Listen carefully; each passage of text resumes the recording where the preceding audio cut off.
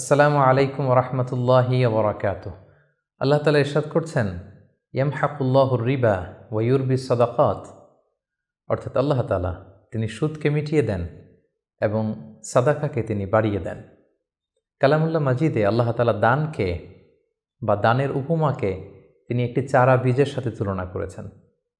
যে চারা বীজে থাকে 7টি শীষ, যার প্রতিটি শীষে থাকে শত শস্য দানা। আল্লাহ তাআলা যাকে চান তাকে বহুগুণে প্রবৃদ্ধি দান করে থাকেন। প্রিয় দিনী ভাই এবং বোনেরা, দান মানুষের জীবন থেকে বিপদকে তাড়িয়ে দেয় এবং দানশীল ব্যক্তিকে আল্লাহ তাআলা বড্ড পছন্দ করেন।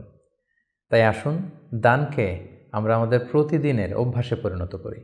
রাসূলুল্লাহ সাল্লাল্লাহু আলাইহি ওয়াসাল্লাম ইরশাদ করেছেন, আহাব্বুল আ'মালি ইলাল্লাহি আদওয়ামুহা ওয়া ইন ক্বাল্লা, অর্থাৎ আল্লাহর কাছে সবচাইতে প্রিয় আমল সেটি যেটি বান্দা নিয়মিত করে, যদিও সেটা পরিমাণে কম হয়।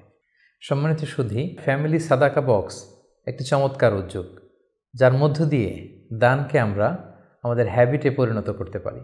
ব্যাপারটি খুবই সিম্পল। প্রতিদিন ঘুম থেকে উঠে এই ফ্যামিলি সাদাকা বক্সে কিছু না কিছু দান করুন এবং মাস শেষে দানকৃত অর্থগুলো সুবিধাবঞ্চিত কোনো মানুষের হাতে তুলে দিন।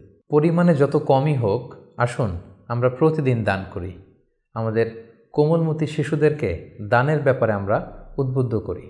আমাদের প্রতিটি সকাল শুরু হোক ফ্যামিলি সাদাকা বক্সে কিছু না কিছু দানের মধ্য দিয়ে। আসসালামু আলাইকুম ওয়া রাহমাতুল্লাহি ওয়া বারাকাতুহু। Be a part of our vision.